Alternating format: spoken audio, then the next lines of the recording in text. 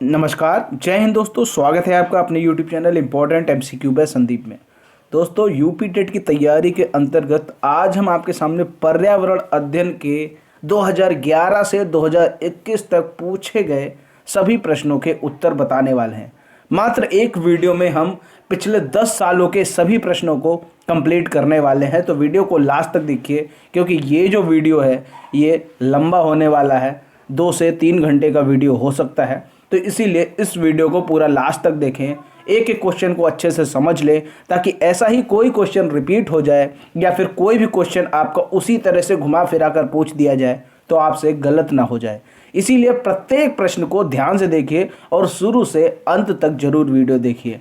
शुरू करते हैं आज का वीडियो को शुरू करने से पहले एक निवेदन कर लेता हूं। अगर आपने अभी तक चैनल को सब्सक्राइब नहीं किया है तो चैनल को जरूर सब्सक्राइब कर लें, क्योंकि सभी सब्जेक्ट के 2011 से 2021 तक जितने भी क्वेश्चन पूछे गए हैं उन सभी के आंसर के वीडियो मैं आपको उपलब्ध कराने वाला हूं। शुरू करते हैं आज का वीडियो। ये जो प्रश्न पत्र है ये आपका वर्ष 2011 में पूछा गया प्रश्न पत्र है। ये आप यहाँ पर देख सकते हैं, साफ साफ लिखा हुआ है 2011 में यूपी टेट का पूछा गया प्रश्न पत्र है। और इस वीडियो में हम सिर्फ और सिर्फ पर्यावरण अध्ययन को कंप्लीट करेंगे। तो पर्यावरण अध्ययन का सेक्शन खोल लेते हैं। यहाँ पर वर्ष 2011 में जो पहला क्वेश्चन पूछा गया था पर्यावरण अध्ययन के अंतर्गत, निम्न में से कौन सी अंतरराष्ट्रीय संस्था पूरे विश्व में पर्यावरण सुरक्षा की देखभाल करती है। आपके पास ऑप्शन है WWF, WHO, PETA, UN। तो यहाँ पर पूरे विश्व में पर्यावरण सुरक्षा की देखभाल करती है वो है UN। WWF जो है वो वन्य जीव संरक्षण की केसेस देखती है। WHO आपको मालूम होगा वर्ल्ड हेल्थ ऑर्गेनाइजेशन होता है। अगला यहाँ पर जो प्रश्न है, कीटनाशकों के अत्यधिक इस्तेमाल से क्या होगा, ये आपको बताना है। तो अगर कीटनाशकों का अत्यधिक इस्तेमाल किया जा रहा है तो इससे क्या होगा, इससे जल प्रदूषण बढ़ेगा। अगला यहाँ पर जो प्रश्न है, लवण जो जल का अवशोषण करता है वह क्या कहलाता है। ऐसा लवण जो जल का अवशोषण करता है वह हाइग्रोस्कोपिक लवण कहलाता है। अगला यहाँ पर जो प्रश्न है, पारिस्थितिकी तंत्र एवं प्राकृतिक अधिवासों का संरक्षण तथा उनके प्राकृतिक वातावरण में प्रजातियों का जीवन क्षम जनसंख्या का रखरखाव एवं प्रतिप्राप्ति के लिए प्रयुक्त पद है, यानी इसको क्या कहा जाता है, तो इसको कहा जाता है अपस्थानीय संरक्षण। अगला यहाँ पर जो प्रश्न है, सामुद्रिक कच्छपों का जीवन जीवाश्म कहा जाता है क्योंकि वे 150 मिलियन वर्षों से अधिक समय से पृथ्वी में उपस्थित हैं। भारतीय उपमहाद्वीप के जल भागों में पाए जाने वाले 5 प्रजातियों के समुद्री कच्छप में सबसे अधिक संख्या किसकी है। तो यहाँ पर यह बताना है कि जो भारतीय उपमहाद्वीप के जल भाग हैं वहाँ पर 5 प्रजातियों के समुद्री कच्छप पाए जाते हैं और उन 5 प्रजातियों में सबसे ज़्यादा किसके समुद्री कच्छप है, कौन सी प्रजाति के समुद्री कच्छप हैं, ये आपको बताना है। तो वो है ऑलिव रिडले। अगला यहाँ पर जो प्रश्न है, विश्व ऊष्मायन के लिए निम्न में से कौन सा एक कारक जिम्मेदार है। विश्व की ऊष्मा बढ़ाने के लिए कौन सा एक कारक जिम्मेदार है, ये आपको बताना है। वाहनों से निकली गैसें, पेड़ पौधों से निकली गैसें, भट्टियों से निकली गर्म हवा, रसोई गैस। तो यहाँ पर विश्व ऊष्मायन के लिए कौन सा कारक जिम्मेदार है, वाहनों से निकलने वाली गैसें। अगला यहाँ पर जो प्रश्न है, धातुमय प्रस्तर किसे कहा जाता है। धातुमय प्रस्तर किसे कहा जाता है, बिटुमिनस, बॉक्साइट, मेटालाइट या फिर अयस्क। धातुमय प्रस्तर कहा जाता है अयस्क को। अगला यहाँ पर जो प्रश्न है, पेड़ पौधे प्रदूषण को घटाते हैं क्योंकि वे अवशोषण करते हैं। अब पेड़ पौधे किसका अवशोषण करते हैं ये आपको अच्छे से मालूम होगा, कार्बन डाइऑक्साइड का अवशोषण करते हैं और ऑक्सीजन छोड़ते हैं, जो कि मनुष्यों के लिए बहुत ही ज़्यादा फायदेमंद होती है। ठीक है, जो मनुष्य होते हैं वो ऑक्सीजन ग्रहण करते हैं और कार्बन डाइऑक्साइड छोड़ते हैं, और जो हम कार्बन डाइऑक्साइड छोड़ते हैं उसी को पेड़ पौधे अवशोषित कर लेते हैं। अगला यहाँ पर जो प्रश्न है, भूकंप मापा जाता है। अब भूकंप आपको बताना है किस में मापा जाता है, बोफोर्ट पैमाने में, डेसिबल में, न्यूटन में या फिर रिक्टर पैमाने में। तो भूकंप जो है वो रिक्टर पैमाने में नापा। कभी कभी इससे संबंधित भूकंप किस में मापा जाता है, एक आता है भूकंप मापने का जो यंत्र होता है वो होता है सिस्मोग्राफ, वो भी याद रखिएगा। सिस्मोग्राफ से भूकंप को मापा जाता है और अगर इसके स्केल की बात करें तो वो है रिक्टर पैमाना। अगला यहाँ पर जो प्रश्न है, महासागरों में जल स्तर वृद्धि का कारण क्या है, ये आपको बताना है। ध्रुवीय प्रदेश में बर्फ का पिघलना, अत्यधिक वर्षा, अम्ल वर्षा, उपयुक्त में से कोई नहीं। देखो, अम्ल वर्षा से जल स्तर की वृद्धि नहीं होती। अत्यधिक वर्षा अगर हो जाती है तो कहीं एक विशेष क्षेत्र में पानी भर जाएगा, लेकिन उससे महासागरों में जल स्तर वृद्धि नहीं हो सकती। जो पॉइंट ए है, ध्रुवीय प्रदेश में बर्फ का पिघलना, बर्फ के पिघलने से महासागरों के जल में वृद्धि होती। अगला यहाँ पर जो प्रश्न है, वातावरण में अत्यधिक हानिकारक सल्फर मिश्रित गैस कौन सी है, ये आपको बताना है। SH2S, SF6 या फिर SO2, ये आपको बताना है। तो वातावरण में अत्यधिक हानिकारक सल्फर मिश्रित गैस है सल्फर डाइऑक्साइड, SO2 इसका सही जवाब होगा। ऑप्शन नंबर डी सही हो जाएगा। अगला यहाँ पर जो प्रश्न है, वायु प्रदूषण को कम किया जा सकता है। अब वायु प्रदूषण को कैसे कम कर सकते हैं, सबको मालूम है, ज़्यादा से ज़्यादा प्लांटेशन से, यानी ज़्यादा से ज़्यादा हम लोग वृक्ष लगाएंगे तो वायु प्रदूषण को कम किया जा सकता है। Option number A. अगला प्रश्न है, विश्व पर्यावरण दिवस कब मनाया जाता है, ये आपको बताना है। 5 नवंबर, 5 जनवरी, 5 जून या फिर 5 सितंबर। तो विश्व पर्यावरण दिवस जो है वो 5 जून को मनाया जाता है। अब यहाँ पर इसी जगह मैं आपके लिए एक विशेष प्रश्न दे रहा हूँ। जितने भी पेपर हैं उन सभी में मैं एक विशेष प्रश्न आपको जरूर दूंगा। तो आपको नीचे कमेंट में ये बताना है कि विश्व पृथ्वी दिवस किस दिन मनाया जाता है। नीचे कमेंट में बता दीजिए विश्व पृथ्वी दिवस कब मनाया जाता है। अगर आपको आता है तो तुरंत बता दीजिए, अगर आपको नहीं आता तो वीडियो को पॉज कीजिए और कहीं से ढूंढिए और नीचे कमेंट में ज़रूर बताइए कि विश्व पृथ्वी दिवस कब मनाया जाता है, क्योंकि विश्व पृथ्वी दिवस मोस्ट इंपॉर्टेंट है। अगर आपको नहीं आता है तो फटाफट से कहीं से खोज लीजिए और पता कर लीजिए ताकि आपको पता हो जाए कि विश्व पृथ्वी दिवस कब मनाया जाता है, और नीचे कमेंट में ज़रूर बताएं। अगला यहाँ पर जो प्रश्न है, सूर्य की हानिकारक किरणों से पृथ्वी को कौन सा स्तर सुरक्षित रखता है, ये आपको बताना है। आयन मंडल, ओजोन स्तर, क्षोभ मंडल, चुंबक मंडल। देखो, जो हमारा वातावरण में जो मंडल हैं, ठीक है, वायुमंडल हैं, उनमें सबसे पहला मंडल है क्षोभ मंडल। सबसे पहला, जैसे ही हमारी जो पृथ्वी से जो पहला मंडल मिलेगा वो आपको क्षोभ मंडल मिलेगा। लेकिन यहाँ पर बात हो रही है सूर्य की हानिकारक किरणों से पृथ्वी को कौन सा स्तर सुरक्षित रखता है, तो वो है आपका ओजोन स्तर। ओजोन स्तर इसका सही जवाब होगा। किसी जगह के फ्लोरा और फौना क्या सूचित करते हैं, ये आपको बताना है। फ्लोरा और फौना, तो फ्लोरा आपके हो गए पेड़ पौधे, फौना हो गया जंतु। ऑप्शन नंबर ए इसका सही उत्तर हो जाएगा। फ्लोरा और फौना जो है वो पेड़ पौधे और जंतुओं को कहा जाता है। अगला यहाँ पर जो प्रश्न है, पारिस्थितिकी तंत्र का उदाहरण है, ये आपको बताना है। वायु, तालाब, जल, मृदा। पारिस्थितिकी तंत्र ऐसा तंत्र है, मतलब जहाँ पर बहुत सारे प्राणी रहते हैं, एक तरीके से कह सकते हैं कि वहाँ पेड़ पौधे भी हों, वहाँ जीव जंतु भी हों, तो ऐसे को कहेंगे पारिस्थितिकी तंत्र। तो यहाँ पर जो सही उत्तर होगा वो होगा तालाब। ठीक है, आगे देखते हैं। अगला प्रश्न है, कौन जीवीय कारक नहीं है, ये आपको बताना है।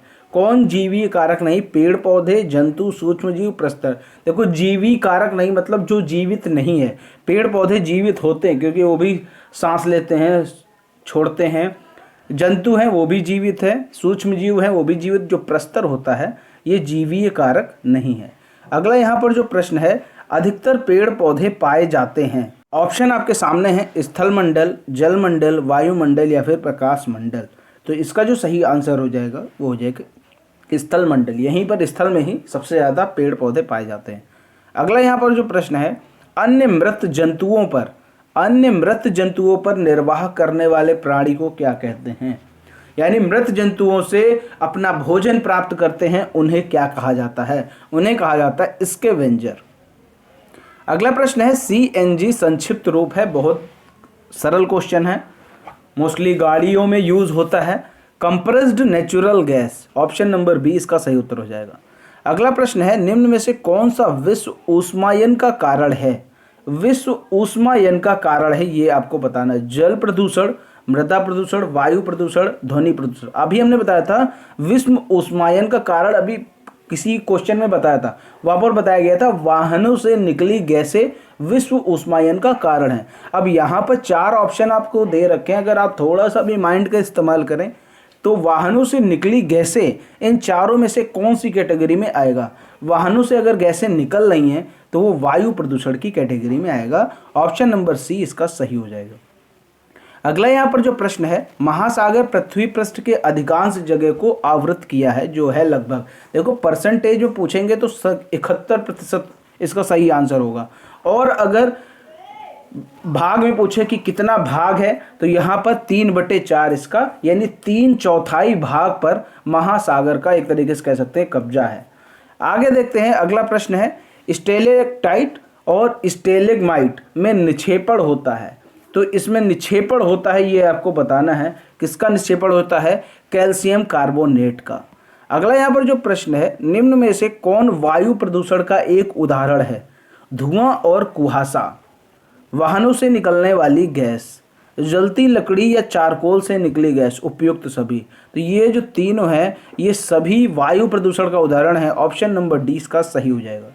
अगला यहाँ पर जो प्रश्न है, भारत और दूसरे देशों में प्रदूषण को रोकने के लिए बनाए गए नियम किसका प्रयोग रोकता है? तो अब किसका प्रयोग रोका जा रहा है, अब आप ये खुद ही समझ जाएंगे कि अगर प्रदूषण को रोकना है तो किसका प्रयोग रोका जाए।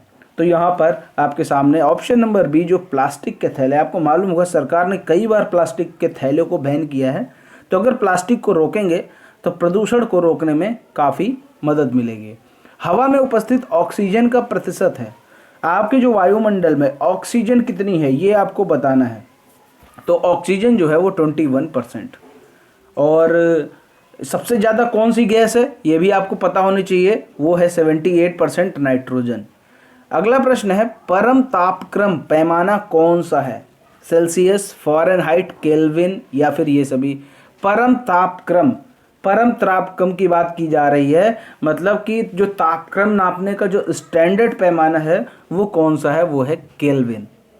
अगला यहाँ पर जो प्रश्न है, प्रकाश संश्लेषण संपादित होता है सभी पौधे द्वारा, सभी जंतुएं एवं पौधों द्वारा, सभी हरे पौधों द्वारा, वायरस के द्वारा? तो प्रकाश संश्लेषण जो है वो केवल हरे पौधों में होता है। जितने भी हरे पौधे हैं उनमें प्रकाश संश्लेषण की प्रक्रिया होती है। अगला प्रश्न है, ध्वनि या फिर ध्वनि प्रदूषण ये किस में मापा जाता है? तो ध्वनि की जब भी बात होगी तो आंसर होगा डेसिबल। क्लियर हो गई? 149 का सी ऑप्शन सही हो जाएगा। अगला यहाँ पर जो प्रश्न है 2011 में पूछे गए प्रश्न पत्र का लास्ट क्वेश्चन है, निम्न में से कौन पर्यावरण के लिए हानिकारक है? कागज, कपड़ा, धातु, प्लास्टिक? तो पर्यावरण के लिए कौन हानिकारक है आपको अच्छे से पता है, बच्चे को पता है, plastic is the right answer. तो ये हो गए 2011 का प्रश्न पत्र। अब बढ़ते हैं नेक्स्ट प्रश्न पत्र की ओर। ये है वर्ष 2013 में पूछे गए यूपी टेट के पेपर का पर्यावरण अध्ययन का भाग। तो यहाँ पर आप देख सकते हैं इसका जो पहला क्वेश्चन है वो दे रखा है कि निम्नलिखित भारतीय राज्यों में कौन से राज्य की कोई समुद्री सीमा नहीं है? कौन से राज्य की समुद्री सीमा नहीं? तो आपको मालूम है गुजरात भी समुद्र के किनारे है, गोवा भी समुद्र के किनारे है, महाराष्ट्र भी समुद्र के किनारे है, लेकिन जो राजस्थान है वो समुद्र के किनारे नहीं है। तो यही एक ऐसा राज्य है इन चारों ऑप्शन में जिसकी समुद्री सीमा नहीं है। अगला यहाँ पर जो प्रश्न है, किसी नदी के प्रदूषण स्तर की माप की जाती है? तो यहाँ पर ऑप्शन देख लीजिए। ऑप्शन यहाँ पर है ATP, STP, BOD और WPL। जब प्रदूषण स्तर की बात आएगी तो इसका सही आंसर होगा BOD। BOD का फुल फॉर्म क्या होता है? Biochemical oxygen demand. ये भी आपको पता होना चाहिए। अगला प्रश्न है, वायरस संक्रमण से होने वाला रोग कौन सा है? टाइफाइड, कॉलरा, जुकाम, मलेरिया? तो अगर वायरस संक्रमण से कोई रोग होगा इन चारों ऑप्शन में तो सही आंसर होगा जुकाम। अगला प्रश्न है, भारत में कृषि को प्रभावित करने वाला मौसम महत्वपूर्ण तत्व है? भारत में कृषि को प्रभावित करने वाला कौन महत्वपूर्ण तत्व है? ऑप्शन आपके सामने दे रखे हैं, तापमान, आर्द्रता, पवन या फिर वृष्टि। तो यहाँ पर जो सही आंसर होगा वृष्टि। अगला यहाँ पर जो प्रश्न है, प्रश्न संख्या 125 है, वायुमंडल की सबसे ठंडी परत कौन सी है? सबसे ठंडी परत आपको बतानी है, तापमंडल, मध्यमंडल, क्षोभ मंडल या फिर आयन मंडल? तो यहाँ पर सबसे ठंडी परत कौन सी है? मध्यमंडल। अगला यहाँ पर जो प्रश्न है, निम्नलिखित में से कौन सी एक ग्रीन हाउस गैस है? ग्रीन हाउस गैस कौन सी है इनमें से, ये आपको बताना है। Sulphur dioxide, oxygen, organ, methane. तो मीथेन जो है वो ग्रीन हाउस गैस है। अगला यहाँ पर जो प्रश्न है, भारत में प्रोजेक्ट टाइगर की शुरुआत कब की गई। रट्टा होना चाहिए आपको कि प्रोजेक्ट टाइगर की शुरुआत कब की गई। प्रोजेक्ट टाइगर की शुरुआत 1973 में की गई। पृथ्वी तल पर उस काल्पनिक रेखा को क्या कहते हैं जो 180 मेरिडियन यामोत्तर पर खिंची है, ये आपको बताना है। उसे क्या कहते हैं, उसे अंतरराष्ट्रीय तिथि रेखा कहते हैं। अंतरराष्ट्रीय तिथि रेखा, ऑप्शन नंबर ए सही हो जाएगा। अगला प्रश्न है, निम्नलिखित में से किस राज्य में गोल्फ ऑफ मन्नार मैरीन राष्ट्रीय पार्क स्थित है। ये आपको बताना है, किस राज्य में गोल्फ ऑफ मन्नार मैरीन राष्ट्रीय पार्क स्थित है। यहाँ पर ऑप्शन है गुजरात, तमिलनाडु, अंडमान द्वीप या फिर पश्चिम बंगाल। तो यहाँ पर तमिलनाडु में ये राष्ट्रीय पार्क स्थित है। जनगणना 2011 के अनुसार भारत में लिंगानुपात क्या है। लिंगानुपात आपको पता होना चाहिए, प्रति 1000 पुरुषों पर महिलाओं की संख्या लिंगानुपात कहलाता है। तो यहाँ पर 940 1000 यानी 1000 पुरुषों पर 940 महिलाएं थी जनगणना 2011 के अनुसार। अगला यहाँ पर जो प्रश्न है, निम्नलिखित में से किस प्राणी को किसान का मित्र कहा जाता है। तो किसान का मित्र केचुए को कहा जाता है, क्योंकि केचुआ जो होता है खेत की मिट्टी को उपजाऊ बना देता है। अगला यहाँ पर जो प्रश्न है, पर्यावरण को बचाने के लिए चिपको आंदोलन से कौन सा राज्य जुड़ा है। चिपको आंदोलन से कौन सा राज्य जुड़ा है ये आपको बताना है। तो ये है उत्तराखंड। अब यहाँ पर चिपको आंदोलन से कौन से व्यक्ति जुड़े हैं नीचे कमेंट में बताइए, या कह सकते हैं चिपको आंदोलन के प्रणेता कौन है, नीचे कमेंट में जरूर बताइए। अगर आपको नहीं आता है तो कहीं से खोज कर लाइए और नीचे कमेंट में जरूर बताइए, क्योंकि ये आपको पता जरूर होना चाहिए। चिपको आंदोलन उत्तराखंड से रिलेट करता है और इसके प्रणेता कौन है वो आपको बताना है। अगला यहाँ पर जो प्रश्न है, जीवों के व्यवहार का अध्ययन क्या कहलाता है। इटियोलॉजी, नियोलॉजी, इथोलॉजी या फिर डेमोलॉजी। तो जीवों के व्यवहार का अध्ययन इथोलॉजी कहलाता है। अगला प्रश्न है, समुद्री शैवाल किसका महत्वपूर्ण स्रोत है। क्लोरीन, ब्रोमीन, आयोडीन या फिर लोहा। तो यहाँ पर आपको मालूम होना चाहिए, अगर समुद्री शैवाल है तो समुद्र में सबसे ज़्यादा क्या है, नमकीन है, नमक है। नमक किससे रिलेट करता है, आयोडीन से रिलेट करता है। तो ऑप्शन नंबर सी सही हो जाएगा। ये क्या है, सैक यानी लाइकेन क्या है। लाइकेन क्या है ये आपको बताना है। तो लाइकेन एक सहजीवी है। ऑप्शन नंबर डी सही हो जाएगा। शैक यानी लाइकेन सहजीवी है।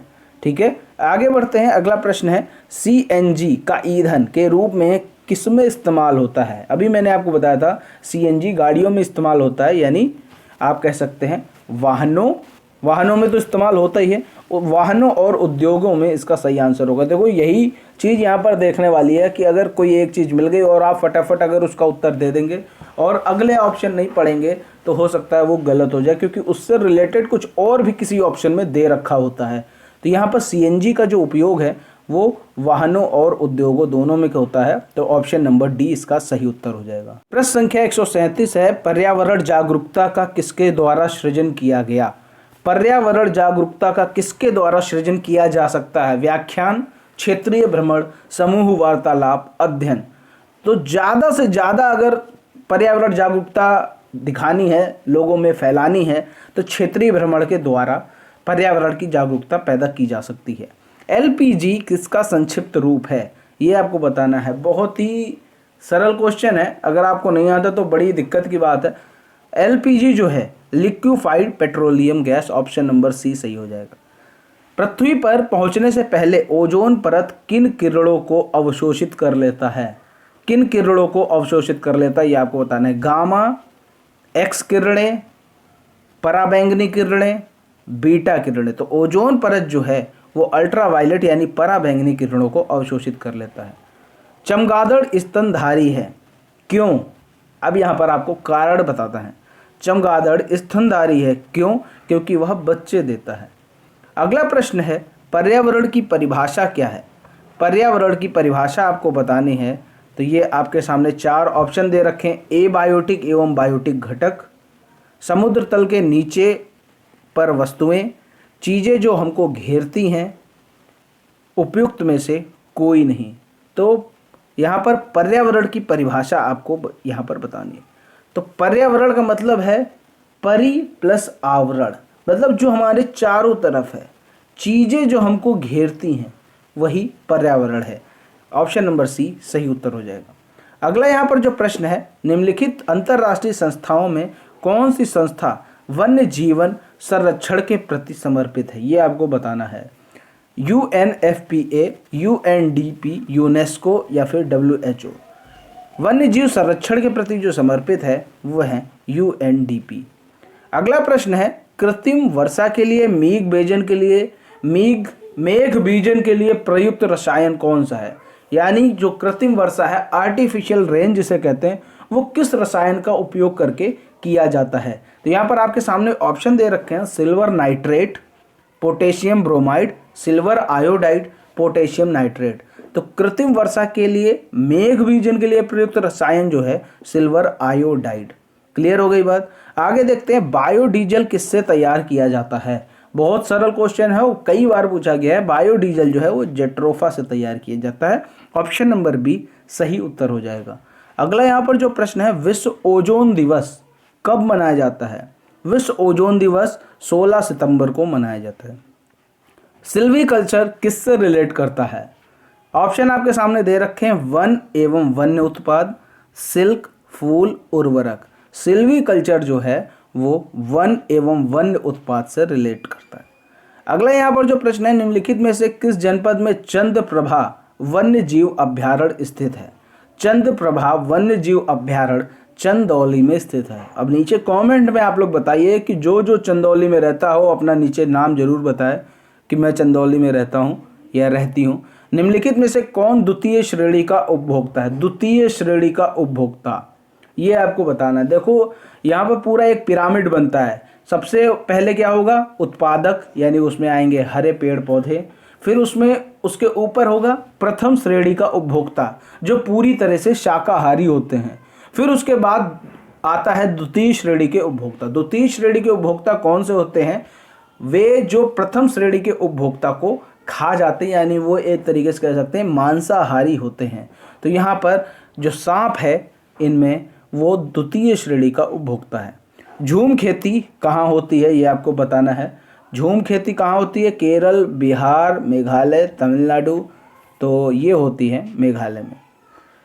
150वां क्वेश्चन है, शुष्क बर्फ किसका ठोस रूप है। लास्ट क्वेश्चन है इस 2013 के प्रश्न पत्र का, शुष्क बर्फ किसका ठोस रूप है। आपके सामने ऑप्शन है अमोनिया, कार्बन डाइऑक्साइड, नाइट्रोजन और ऑक्सीजन। तो जो शुष्क बर्फ है वो कार्बन डाइऑक्साइड का ठोस रूप है। इस तरह ये 2013 का प्रश्न पत्र के पर्यावरण अध्ययन का भाग भी कंप्लीट हुआ। अब बढ़ते हैं वर्ष 2014 में पूछे गए यूपी टेट के पर्यावरण अध्ययन। तो ये जो क्वेश्चन है ये वर्ष 2014 में यूपी टेट के पेपर के पर्यावरण अध्ययन का भाग है। यहाँ पर प्रश्न की शुरुआत करते हैं, वायु दाब नापने वाले यंत्र को किस नाम से जाना जाता है। Barometer, thermometer, seismograph, hygrometer. तो आपको मालूम होना चाहिए कि वायु दाब जो नापने वाला यंत्र है उसे बैरोमीटर कहते हैं, ठीक है। और जो थर्मामीटर है आपको मालूम है ये ताप नापने के काम आता है। सिस्मोग्राफ जो कि भूकंप नापने के काम आता है। प्रश्न संख्या 122 है, बीटी कपास क्या है। बीटी कपास एक ट्रांसजेनिक पौधा है। ऑप्शन नंबर बी इसका सही उत्तर हो जाएगा। कौन सा वायुमंडलीय प्रदूषक अम्लीय वर्षा का मुख्य कारक है।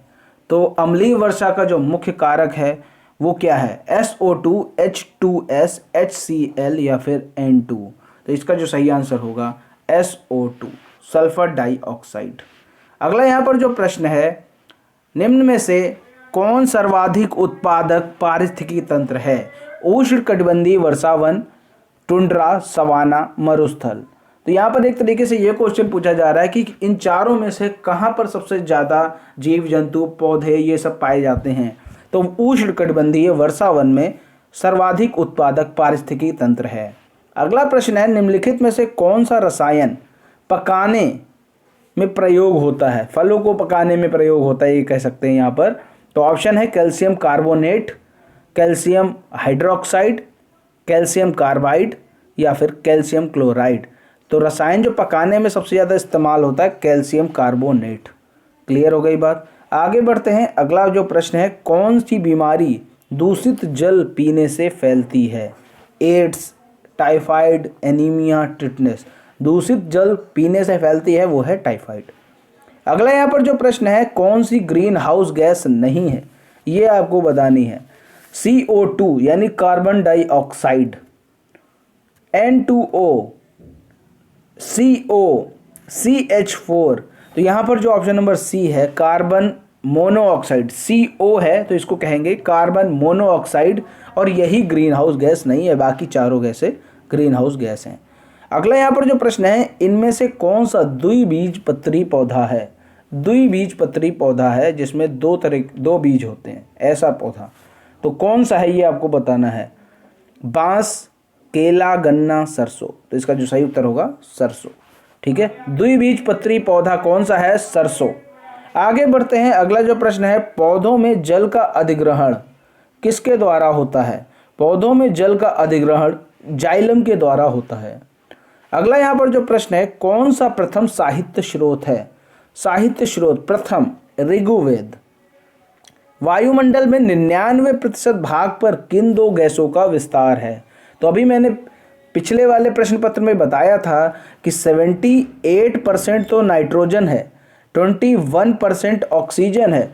तो ये दोनों को मिला दो तो 99% हो गया। तो यानी नाइट्रोजन और ऑक्सीजन, ऑप्शन नंबर बी सही उत्तर हो जाएगा। आगे बढ़ते हैं। अगला प्रश्न है, पर्यावरण अध्ययन में शैक्षणिक भ्रमण का मूल्य उद्देश्य क्या है? मूल उद्देश्य आपको बताना है शैक्षणिक भ्रमण का बच्चों की ऊर्जा को विकसित करना, छात्रों के लिए प्रत्यक्ष अनुभव, समाजीकरण को बढ़ावा देना, टीम भावना बढ़ाना। तो यहाँ पर शैक्षणिक भ्रमण का मूल उद्देश्य ये है कि बच्चे प्रत्यक्ष रूप से जाकर देखते हैं किसी भी चीज़ को, यानी उनके लिए प्रत्यक्ष अनुभव होता है। अगला यहाँ पर जो प्रश्न है, कार्य की रूप से शुष्क मिट्टी की क्या विशेषता है, ये आपको बताना है। उसमें अधिक जल होना, पौधों को प्रकाश पर्याप्त नहीं मिलता, मिट्टी में लवण सांद्रता अधिक होगी, मिट्टी कठोर होगी। तो इसका जो सही आंसर होगा, मिट्टी कठोर होती है जो शुष्क मिट्टी होती है। अगला यहाँ पर जो प्रश्न है, सतत और व्यापक मूल्यांकन क्यों आवश्यक है, ये आपको बताना है। शिक्षार्थियों ने कितना नहीं सीखा जानने के लिए, शिक्षार्थी की प्रगति निरंतर ना बनाए रखने के लिए, निरंतर मूल्यांकन होते रहने से शिक्षार्थियों में परीक्षा का अनावश्यक भय नहीं होता, या फिर परीक्षा प्रणाली को महत्व देने के लिए। तो सतत और व्यापक मूल्यांकन जो है वो परीक्षा प्रणाली को महत्व देने के लिए किया जाता है। अगला प्रश्न है, चरने वाले पशु वनस्पति को कैसे बदलते हैं? बीज प्रकीर्णन द्वारा, पर परागण द्वारा, चुनकर चरना, या फिर रोग फैलाकर। जो चरने वाले पशु वनस्पति को कैसे बदलते हैं? वो चुनकर चरते हैं, यानी कुछ चीज़ें यहाँ चुनकर चर ली और फिर दूसरी जगह उनको फैला दिया। तो इस तरह चरने वाले पशु वनस्पति को बदल देते हैं। अगला प्रश्न है, निम्नलिखित में से कौन से स्वस्थ अस्थियों के लिए आवश्यक है? तो जो हमारी स्वस्थ हड्डियां हैं उनके लिए क्या आवश्यक है, ये आपको बताना है। पोटेशियम और विटामिन के, कैल्शियम और विटामिन ई, कैल्शियम एवं विटामिन सी, कैल्शियम एवं विटामिन डी। तो विटामिन डी और कैल्शियम हमारी हड्डियों के लिए बहुत ज़रूरी है। अगला प्रश्न है, भारत में हिमालय की सबसे ऊंची चोटी का नाम बताना है। हिमालय की सबसे ऊंची चोटी कौन सी है? Mount K2। ये भारत के अंदर की बात की जा रही है, ठीक है। अगर पूरे विश्व की बात होगी तो वो होगी माउंट एवरेस्ट, लेकिन भारत के अंदर की बात होगी तो माउंट K2। अगला प्रश्न है, प्राथमिक स्तर पर शिक्षण की खेल विधि आधारित है। विकास के मनोवैज्ञानिक सिद्धांत, शिक्षण के समाज शास्त्रीय सिद्धांत, शारीरिक शिक्षा कार्यक्रम के सिद्धांत, या फिर शिक्षण विधि के सिद्धांत। तो प्राथमिक स्तर पर शिक्षण की जो खेल विधि आधारित है वो है शिक्षण विधि के सिद्धांत। अगला प्रश्न है, वायुमंडल की सबसे निचली परत कौन सी है? अभी मैंने आपको बताया था थोड़ी देर पहले कि वायुमंडल की सबसे निचली परत क्षोभ मंडल है, ठीक है। इसकी मैंने ट्रिक भी कई बार बताई है, तो वो आप समझ लेना। छोड़ सबको मैं आया बाहर, ठीक है। छोड़ सबको मैं आया बाहर, छोड़ से हो गया क्षोभ मंडल, सबको से हो गया समताप मंडल, में से हो गया मध्य मंडल, आया से हो गया आयन मंडल और बाहर से हो गया बाह्य मंडल। क्लियर हो गई बात। तो सबसे पहली जो परत पृथ्वी की तरफ से पड़ती है वो है क्षोभ मंडल, या कह सकते हैं सबसे निचली परत है क्षोभ मंडल। आगे बढ़ते हैं। विटामिन सी की कमी से होने वाला कौन सा रोग होता है? स्कर्वी, बेरी बेरी, रतौंधी, थकान। देखो इसका एक अलग से वीडियो मैंने बनाया था, उसका लिंक मैं नीचे कमेंट में डाल दूंगा कि कौन सी विटामिन से कौन सा रोग हो जाता है। अगर आपको नहीं पता तो नीचे कमेंट में डिस्क्रिप्शन में मैं लिंक डाल दूंगा, वो आप देख लेना वो वीडियो। विटामिन सी की जो कमी से रोग होता है वो है आपका स्कर्वी। अगला प्रश्न है, भारत की प्रथम महिला आईपीएस अफसर कौन है? किरण बेदी, पहली महिला आईपीएस। ठीक है, किरण बेदी। अगला प्रश्न है, असम का एक सींग वाला गैंडा कौन से वन्य जीव अभयारण्य में है? ये आपको बताना है। तो वो है आपका काजीरंगा। काजीरंगा असम में है और एक सींग वाले गैंडे के लिए मशहूर है। अगला प्रश्न है, निम्नलिखित में से कौन सा आग्नेय चट्टान का उदाहरण है? ये आपको बताना है। बेसाल्ट, चूना पत्थर, स्लेट, ग्रेफाइट। तो आग्नेय चट्टान का उदाहरण बेसाल्ट है। अगला प्रश्न है, पृथ्वी के वातावरण की किस सतह में ओजोन परत पाई जाती है? तो पृथ्वी के वातावरण की किस सतह में ओजोन परत पाई जाती है ये आपको बताना है। तो वो है आयनोस्फीयर यानी आयन मंडल। सिख धर्म के संस्थापक निम्न में से कौन से हैं? सिख धर्म के संस्थापक आपको बताना है, तो वो है गुरु नानक देव। अगला यहाँ पर जो प्रश्न है, भूकंप की तीव्रता नापने का यंत्र है, मैंने बताया था सिस्मोग्राफ। ठीक है। 147 नंबर है, दक्षिणी गोलार्ध का सबसे लंबा दिन कब होता है? ये आपको बताना है। दक्षिणी गोलार्ध में सबसे लंबा दिन कौन सा होता है? 22 दिसंबर, अगले माह आने वाला है। सत्यार्थ प्रकाश के लेखक का नाम बताओ। सत्यार्थ प्रकाश के लेखक का नाम है स्वामी दयानंद सरस्वती। अब अगर आपको मालूम हो तो सत्यार्थ प्रकाश की एक कोई विशेषता छोटी सी बता दो नीचे कमेंट में, तो आनंद आ जाएगा। सत्यार्थ प्रकाश के लेखक का नाम तो पता चल गया स्वामी दयानंद सरस्वती, लेकिन इसकी कोई एक विशेषता बता दो सत्यार्थ प्रकाश की नीचे कमेंट में। आगे बढ़ते हैं। अगला प्रश्न है, बिहू भारत के किस राज्य का लोक नृत्य है? तो असम का। इसको हम लोग ऐसे याद कर सकते हैं कि असम की बहू, असम की बहू, तो असम का हो गया बिहू। अगला प्रश्न है, खाद्य श्रृंखला के परस्पर समूह को क्या कहा जाता है? उसे कहा जाता है खाद्य जाल। जब कई खाद्य श्रृंखला आपस में अटैच हो जाती हैं, एक जालनुमा संरचना बना देती हैं, तो वो खाद्य जाल कहलाता है।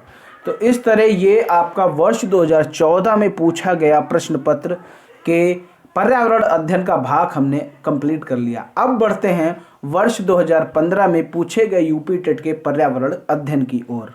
तो वर्ष 2015 में जो यूपी टेट का पेपर पूछा गया था उसके पर्यावरण अध्ययन का ये भाग है। प्लेग है इसका पहला क्वेश्चन है। प्लेग क्या है? विषाणु जनित बीमारी, कवक जनित बीमारी, जीवाणु जनित बीमारी या फिर खनिज जनित बीमारी? तो ये जो प्लेग है वो आपका जीवाणु जनित बीमारी है। प्रश्न संख्या 122 है, गैसीय अपशिष्ट है। गैसीय अपशिष्ट यानी गैसीय कचरा एक तरीके से कह सकते हैं।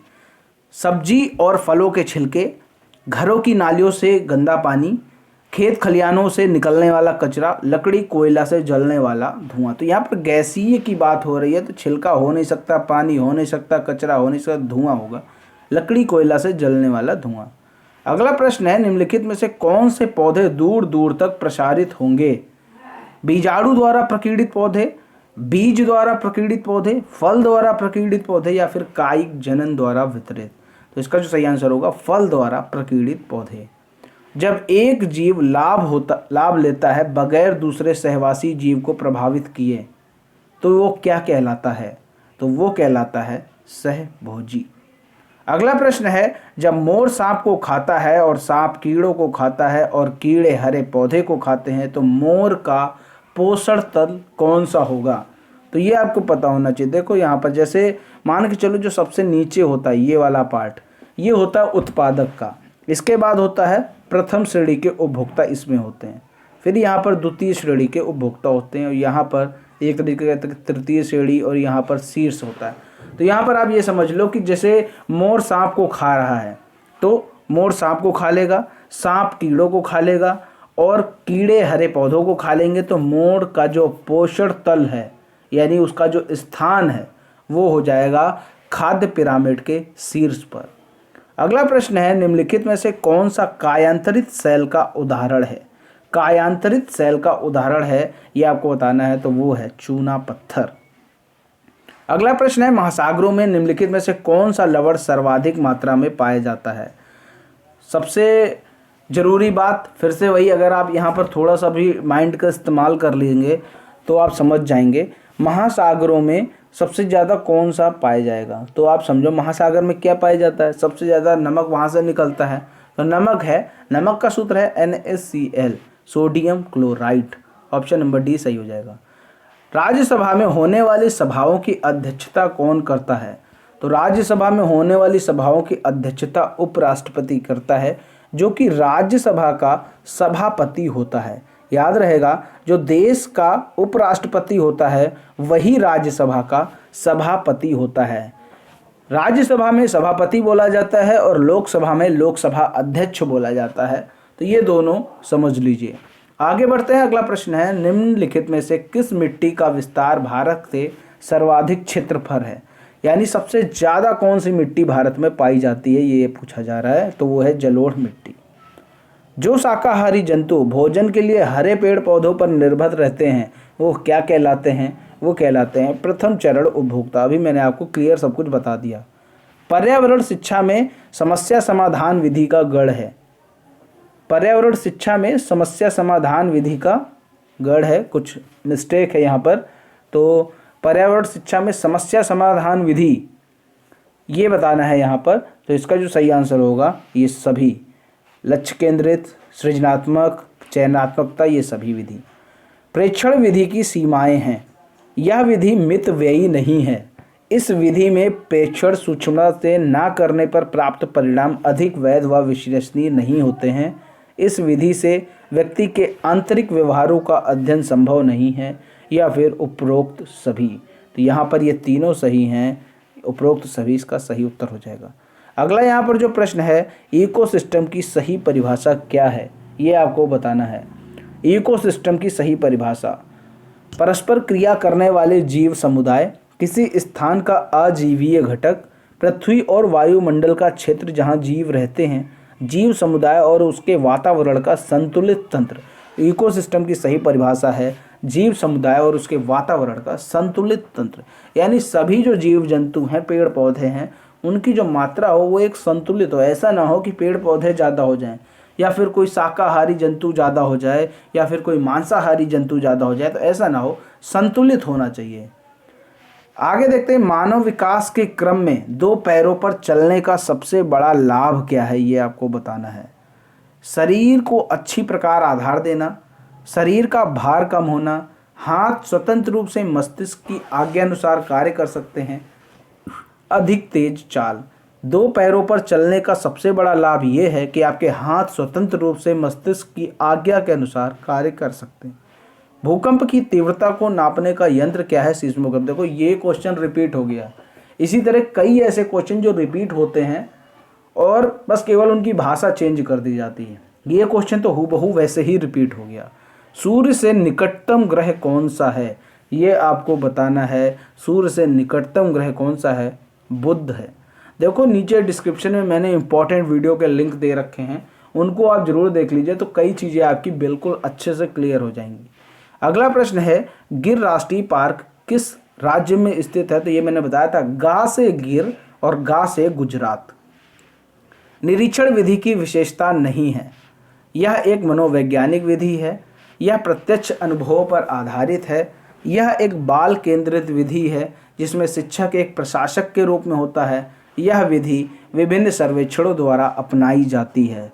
तो इसका जो सही आंसर होगा, ये जो निरीक्षण विधि है या एक बाल केंद्रित विधि जिसमें शिक्षक एक प्रशासक के रूप में होता है, ये विशेषता नहीं है, यानी यही ऑप्शन इसका सही हो जाएगा। बाकी निरीक्षण विधि जो है वो मनोवैज्ञानिक विधि है, बिल्कुल सही है। या प्रत्यक्ष अनुभव पर आधारित, बिल्कुल सही है। यह विधि विभिन्न सर्वेक्षणों द्वारा अपनाई जाती है। लेकिन जो ऑप्शन सी है वो निरीक्षण विधि की विशेषता नहीं है। अगला यहाँ पर जो प्रश्न है, निम्नलिखित वाहनीय ईंधनों में आजकल किसको पर्यावरण स्नेही माना जाता है? तो वो आपको मालूम है CNG को पर्यावरण इसमें ही माना जाता है, काफ़ी ज़्यादा इस्तेमाल किया जा रहा है। और यहाँ पर CNG कौन सा ऑप्शन है? संपीड़ित प्राकृतिक गैस यानी compressed natural gas. Option number प्रश्न संख्या 140 है, किसी परितंत्र में तत्वों का चक्रण क्या कहलाता है? तत्वों का चक्रण क्या कहलाता है? जीव भू रासायनिक चक्र। आगे बढ़ते हैं, चिपको आंदोलन के प्रणेता कौन थे? ये मैंने क्वेश्चन पूछा था वहाँ पर, अगर आपने उसका आंसर दिया होगा ईमानदारी से तो बहुत अच्छी बात है, और नहीं दिया है तो यहाँ पर जान लो, चिपको आंदोलन के जो प्रणेता हैं वो हैं सुंदरलाल बहुगुणा।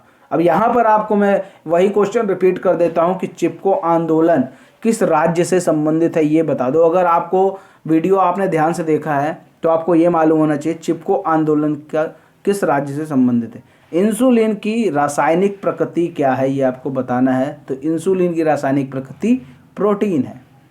पौधों में अर्धसूत्री विभाजन होता है, कहाँ पर होता है ये आपको बताना है। मूल शीर्ष में, पराग कणों में, तने में, पराग कोश में। तो पौधों में अर्धसूत्री विभाजन जो होता है वो पराग कोश में होता है। जैविक समुदाय में प्राथमिक उपभोक्ता है। प्राथमिक उपभोक्ता कौन होते हैं? वो होते हैं शाकाहारी। मैंने आपको स्टार्टिंग में ही बता दिया था, प्राथमिक उपभोक्ता शाकाहारी होता है। 145 नंबर देखो, ज्वर नियंत्रण में आमतौर पर सबसे अधिक प्रयोग की जाने वाली औषधि कौन सी है? आपको मालूम है पैरासीटामोल है। तो यहाँ पर इसका ऑप्शन नंबर सी सही हो जाएगा। दही निर्माण हेतु कौन सूक्ष्म जीव उत्तरदायी है? तो दही का निर्माण जो करता है वो है लैक्टोबैसिलस, यानी ऑप्शन नंबर डी इसका सही उत्तर हो जाएगा। आगे बढ़ते हैं, मानव रुधिर वर्ग की खोज सर्वप्रथम किसने की? मानव रुधिर वर्ग यानी जो हमारे ब्लड ग्रुप्स हैं, जैसे ए हो गया, बी हो गया, ओ हो गया, AB हो गया, तो इनकी खोज किस वैज्ञानिक ने की?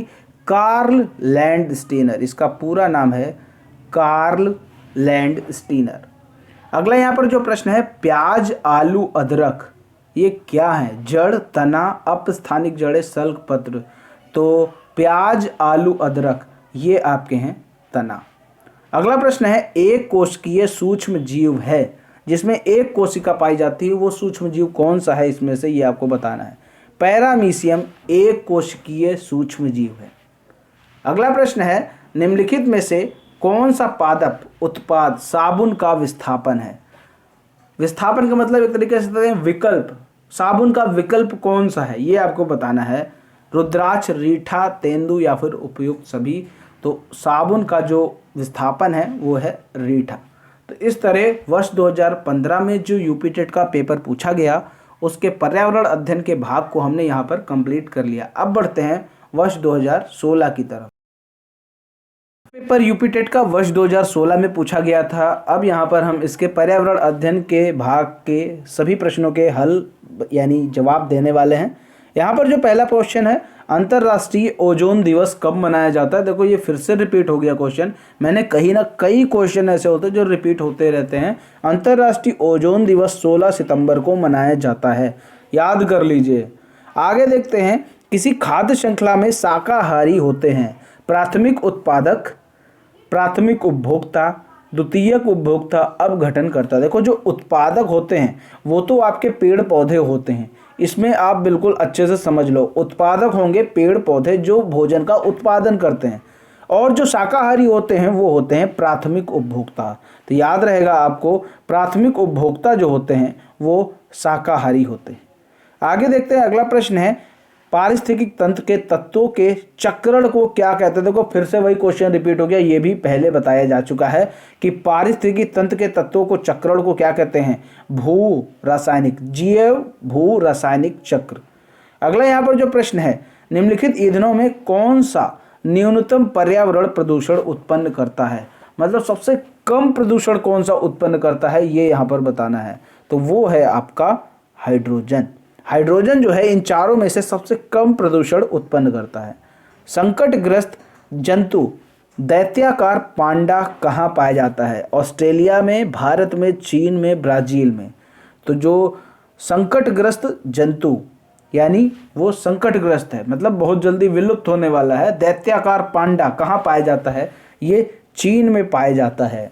ठीक है, ये जो दैत्याकार पांडा है ये भालू और बिल्ली की शक्ल का होता है और ये मुख्यतः चीन के दक्षिण और पश्चिमी क्षेत्रों में पाया जाता है। अगला यहाँ पर जो प्रश्न है, निम्नलिखित में से किस गैस के कारण भोपाल गैस त्रासदी हुई थी? Chlorofluorocarbon, carbon dioxide, nitrous oxide, methyl isocyanate. तो इसका सही आंसर हो जाएगा मिथाइल आइसोसाइनेट। कभी कभी इसको ऑप्शन में MIC दे रखा होता है या फिर MIC की जगह मिक दे रखा होगा, मिक, ठीक है, तो वो भी सही होगा। मिथाइल आइसोसाइनेट ये इसके शॉर्ट फॉर्म है, मिक और MIC, ये दोनों सही होंगे। ठीक है, अब आपको यहाँ पर इस वीडियो में ये बताना है, आपके लिए विशेष प्रश्न है कि जो भोपाल गैस त्रासदी थी ये आखिर हुई कब थी, इसका सन आपको बताना है। सन नीचे कमेंट में बताओ कि भोपाल गैस त्रासदी किस वर्ष हुई थी। देखो आता है तो कमेंट में बता दो, नहीं आता है तो कहीं ना कहीं से ढूंढ के लाओ और नीचे कमेंट में बताओ। अगला प्रश्न है, किस देश में क्रिसमस का त्यौहार गर्मियों में मनाया जाता है? ये आपको बताना है। क्रिसमस का त्यौहार कब मनाया जाता है? दिसंबर में मनाया जाता है और भारत में तो पड़ती है सर्दी उस समय, लेकिन ऐसा कौन सी जगह है जहाँ पर दिसंबर के टाइम गर्मी पड़ती है? तो वो है आपका ऑस्ट्रेलिया।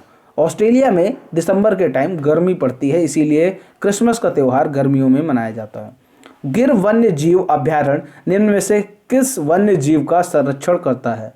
तो जो गिर अभ्यारण्य है वहाँ पर एशियाई शेर पाए जाते हैं। ठीक है, तो एशियाई शेर इसका सही आंसर हो जाएगा। और गिर वन्य जीव कहाँ पर है? गुजरात में है। गा से गिर और गा से गुजरात। अगला प्रश्न है, ग्रीन मफलर किससे संबंधित है? ग्रीन मफलर आपने देखा होगा जब आप सड़क पर निकलते हैं मेन हाईवे पर, तो वहाँ पर दोनों तरफ आपके पेड़ दिखते हैं, हरे हरे पौधे दिखते हैं।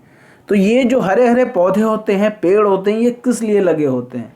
ये प्रदूषण को कम करने के लिए लगे होते हैं। और ग्रीन मफलर जो है, ये जो हरे हरे पेड़ पौधों की पूरी चेन है, इसी को ग्रीन मफलर कहते हैं। और ग्रीन मफलर का संबंध ध्वनि प्रदूषण से है। ऑप्शन नंबर सी इसका सही उत्तर हो जाएगा। ये चीज़ समझ में आ गई। इसमें क्या होता है, ध्वनि प्रदूषण के प्रभाव को कम करने के लिए 5-6 पंक्तियों में पौधे लगाए जाते हैं। अच्छा, जो पौधे होते हैं ना, वो काफ़ी ज़्यादा प्रदूषण कम करते हैं। ये जो आपकी धूल होती है, जो सड़क पर धूल उड़ती है, उसको भी सोख लेते हैं। तो पौधे लगाने के, पेड़ पौधे लगाने के बहुत ज़्यादा लाभ हैं। आगे देखते हैं, अगला प्रश्न है 130 नंबर। निम्न में से कौन सा सागर यूरोप को अफ्रीका से अलग करता है? तो यूरोप को अफ्रीका से कौन सागर अलग करता है? लाल सागर, काला सागर, अरब सागर या फिर भूमध्य सागर? तो यहाँ पर जो भूमध्य सागर है, भूमध्य सागर यूरोप को अफ्रीका से अलग करता है। ठीक है, ऑप्शन नंबर डी इसका सही हो जाएगा। अगर कभी ये पूछ लिया जाए कि लाल सागर किसको अलग करता है, तो लाल सागर अफ्रीका को एशिया से अलग करता है। कहीं चाहे तो आप नोट कर सकते हैं कॉपी में, लाल सागर अफ्रीका को एशिया से अलग करता है। अरब सागर की बात करें तो अरब सागर भारत को अफ्रीका तथा एशिया से अलग करता है। आपको मालूम होगा, जैसे मान लो ये नीचे का एरिया है भारत का, तो इस साइड आपने देखा होगा अरब सागर है। तो ये जो अरब सागर है वो भारत को अफ्रीका और एशिया से अलग करता है। काला सागर की बात करें तो काला सागर पूर्वी यूरोप को पश्चिमी एशिया से अलग करता है। प्रश्न संख्या 131 है, निम्न में से कौन सी प्राकृतिक वनस्पति मरुस्थलीय प्रदेशों में पाई जाती है? मरुस्थलीय प्रदेशों में कौन सी चीज़ें पाई जाएंगी जो कांटेदार चीज़ें होंगी? महोगनी, कैक्टस, फर या फिर चंदन? तो कांटेदार कौन सा है? कांटेदार है आपका कैक्टस। ठीक है, तो ये चीज़ आप समझ लो।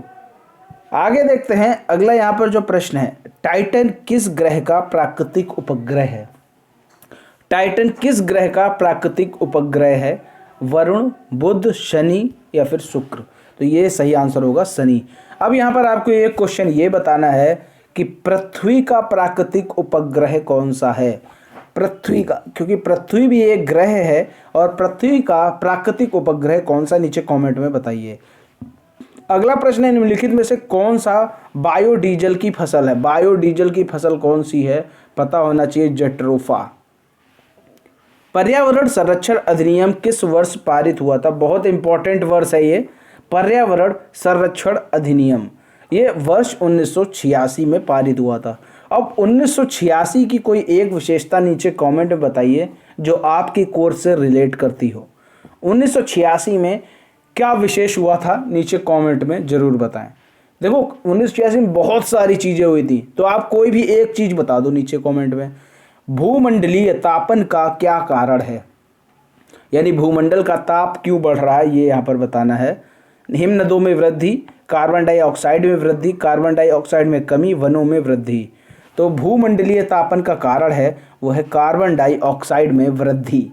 ठीक है, आगे देखते हैं। अगला प्रश्न है, निम्नलिखित में से किसमें सर्वाधिक जैव विविधता पाई जाती है। सर्वाधिक जैव विविधता किसमें पाई जाती है? उष्णकटिबंधीय सदाबहार वर्षावन यानी बायोम। निम्नलिखित में से किस मृदा का निर्माण लावा के द्वारा होता है, ये आपको बताना है। लाल मिट्टी, काली मिट्टी, जलोढ़ मिट्टी, लेटेराइट मिट्टी। तो काली मिट्टी का निर्माण लावा के द्वारा होता है। वायुमंडल की कौन सी परत प्रकाश की पराबैंगनी किरणों को पृथ्वी की सतह पर आने से रोकती हैं? समताप मंडल, क्षोभ मंडल, आयन मंडल या फिर मध्य मंडल। देखो सूर्य से पराबैंगनी किरणें यानी अल्ट्रा वायलेट रेस पृथ्वी की तरफ आती हैं, लेकिन हमारे वायुमंडल में ढेर सारी परत हैं। आपको बताया था क्षोभ मंडल, मध्य मंडल, आयन मंडल, बाह्य मंडल, समताप मंडल, ये सब हमारी वायुमंडल में परतें हैं। तो यही जो परत होती हैं, इन्हीं परतों में से कोई ना कोई परत ऐसी है जो पराबैंगनी किरणों को अवशोषित कर लेती है और पृथ्वी पर आने से रोकती है। तो वो है आपकी समताप मंडल। क्लियर हो गई बात। समताप मंडल जो है वो क्षोभ मंडल के ऊपर स्थित है और मध्य मंडल के नीचे स्थित है। अगला प्रश्न है, गंगा एक्शन प्लान को लाने का उद्देश्य निम्नलिखित में से क्या है? जल की गुणवत्ता, जल का वेग, जल की प्रचुरता यानी जल के तापमान। तो गंगा एक्शन प्लान जो है वो जल की गुणवत्ता को सुधारने के लिए स्टार्ट किया गया था 1986 में केंद्र सरकार के द्वारा। और गंगा एक्शन प्लान है तो सीधी सी बात है, गंगा नदी की बात हो रही है। निम्नलिखित में से कौन सा वृक्ष जैविक कीटनाशक उत्पादक है? तो जैविक कीटनाशक उत्पादक है तो बच्चे बच्चे को पता है, नीम होना चाहिए। अगला प्रश्न है, भूपारिस्थितिकीय तंत्र में ऊर्जा का महत्वपूर्ण स्रोत क्या है? सूर्य, पृथ्वी, चंद्रमा, शुक्र। सबको पता होगा भूपारिस्थितिकीय तंत्र में ऊर्जा का जो महत्वपूर्ण स्रोत है वो है सूर्य। अगला प्रश्न यहाँ पर है, परिकल्पना को बार बार परीक्षण करने से गलत नहीं पाया जाता तो वह क्या हो जाएगा? तो सिद्धांत, कानून, खोज, मूल संकल्पना। तो अगर बार बार सही है वो चीज़ तो वो हो जाएगी सिद्धांत। निम्नलिखित में से सबसे उपयुक्त शिक्षण विधि कौन सी है? विचार गोष्ठी एवं श्रुतलोक एवं दिया गया कार्य, विचार गोष्ठी एवं कार्य योजना, व्याख्यान या और श्रुतलेख। तो सबसे उपयुक्त शिक्षण विधि है व्याख्यान और श्रुतलेख। ध्वनि प्रदूषण का जो मापन है किस इकाई के द्वारा किया जाता है? ध्वनि प्रदूषण, ध्वनि की बात आएगी तो डेसिबल इस्तेमाल होगा वहाँ पर। अगला है, ध्वनि प्रदूषण का मापन किस इकाई द्वारा किया जाता है? 144 और 145 दोनों सेम टू सेम लिखे हुए हैं, कोई कारण होगा। डेसिबल इसका भी सही आंसर होगा। निम्न नदियों में कौन सी नदी बंगाल की खाड़ी में गिरती है? तो मोस्टली नदियां भारत की बंगाल की खाड़ी में गिरती हैं, लेकिन यहाँ पर कुछ 3 ऐसी नदियों के नाम लिखे हैं जो अरब सागर में गिरती हैं। तो अरब सागर में ताप्ती, नर्मदा और सिंधु, ये 3 नदियां अरब सागर में गिरती हैं, लेकिन जो स्वर्ण रेखा है, स्वर्ण रेखा नदी, ये बंगाल की खाड़ी में गिरती है। अगला प्रश्न है, निम्नलिखित में से स्थलाकृति का निर्माण, किस स्थलाकृति का निर्माण हिमानी के द्वारा हुआ है? हिमानी के द्वारा किसका निर्माण हुआ है? लेपोजी, यू आकार घाटी, वी आकार घाटी, जलप्रपात। तो यू आकार की घाटी का निर्माण हिमानी के द्वारा हुआ। राकेश कक्षा 5 पर्यावरण विज्ञान शिक्षक द्वारा दिए गए कार्य को समय से प्रस्तुत नहीं करता, अतः सबसे उपयुक्त सुधारात्मक उपाय होगा। मतलब कोई शिक्षक है, उसके द्वारा दिए गए कार्य को राकेश समय से प्रस्तुत नहीं करता, तो उसको सुधारने के लिए सबसे उपयुक्त सुधारात्मक उपाय क्या हो सकते हैं? प्रधानाध्यापक की जानकारी में लाना, खेल की कक्षा में जाने पर प्रतिबंध लगाना, उसकी अनियमितताओं के कारणों को जानकर उसे सही मार्गदर्शन देना, उसकी अनियमितताओं की लिखित जानकारी माता पिता को देना। तो यहाँ पर इसका क्या आंसर सही हो सकता है, आप बताओ नीचे कमेंट में।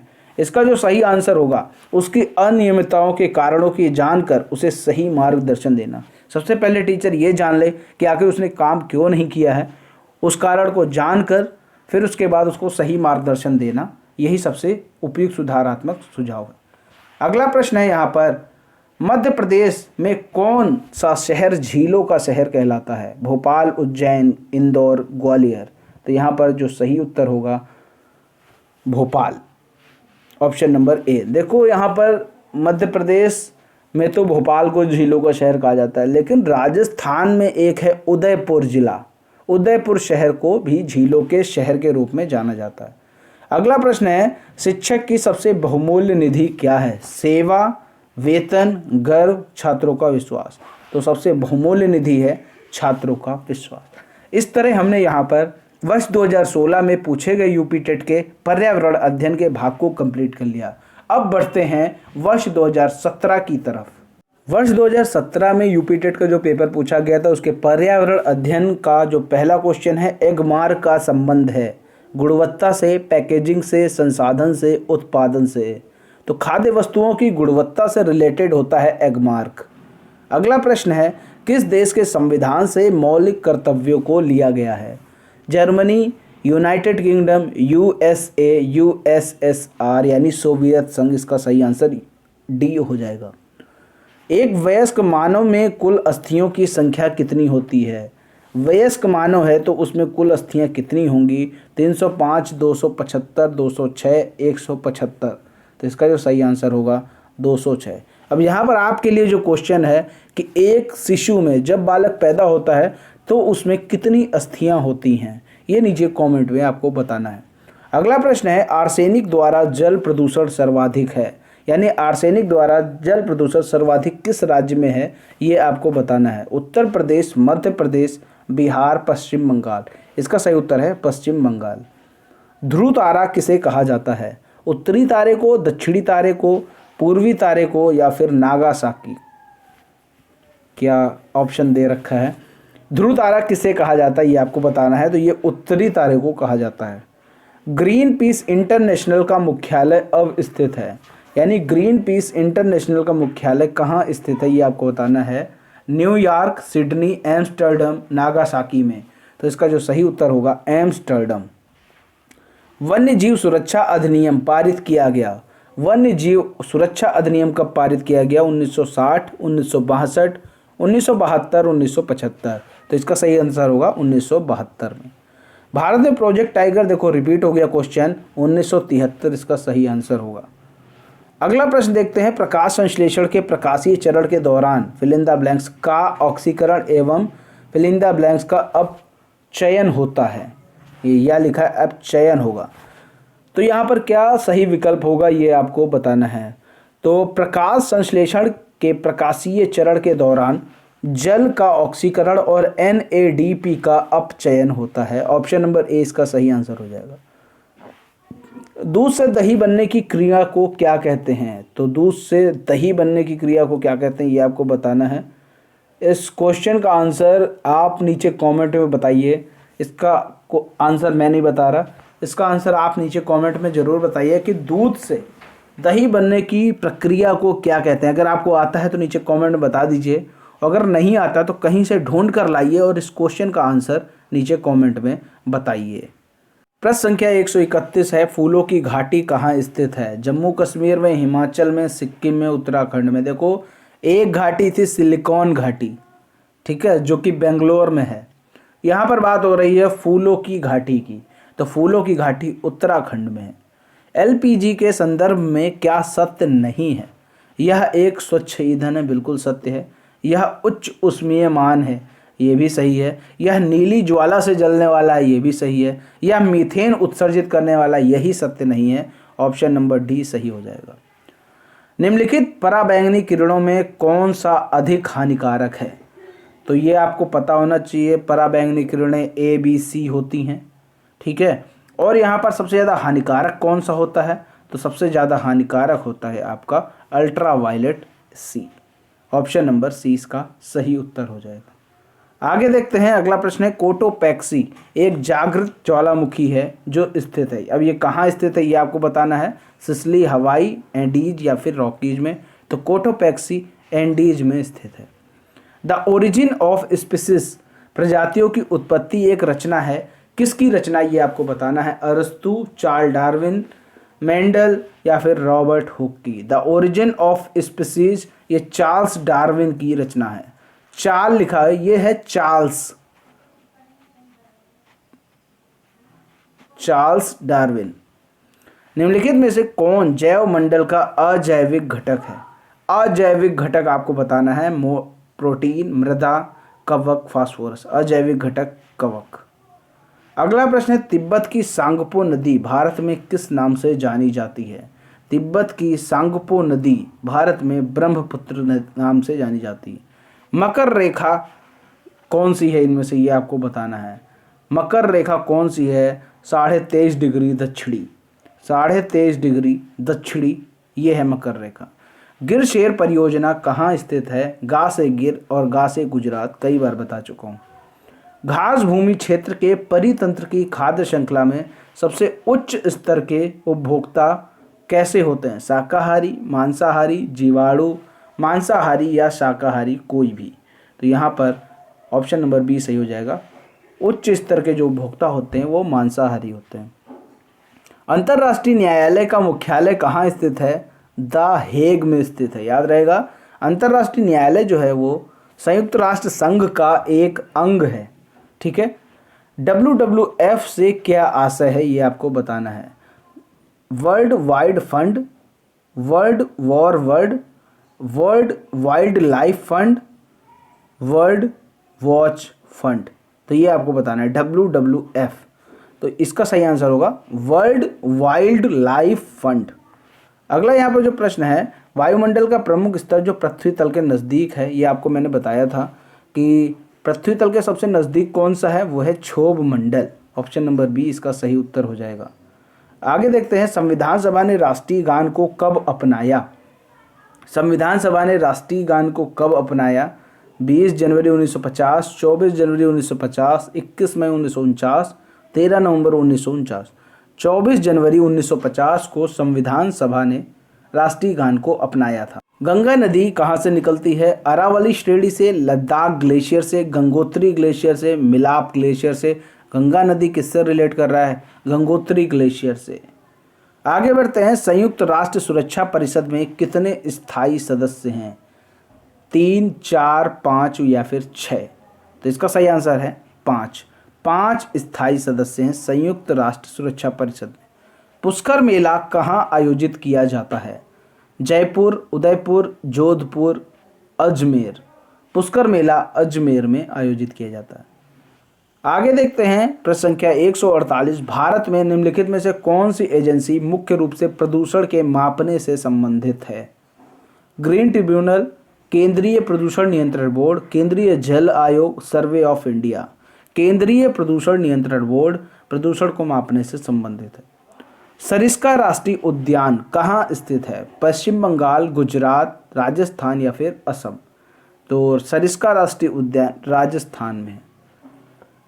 अगला प्रश्न है, पारिस्थितिकीय तंत्र में ऊर्जा का मुख्य स्रोत क्या है? कई बार बताया जा चुका है, सूर्य का प्रकाश। पारिस्थितिकी तंत्र में सबसे ज़्यादा जो मेन स्रोत है ऊर्जा का, वो है सूर्य का प्रकाश। तो इस तरह आपने देखा, यहाँ पर हम लोगों ने वर्ष 2017 में जो यूपी टेट का पेपर पूछा गया उसके पर्यावरण अध्ययन के भाग को कंप्लीट कर लिया।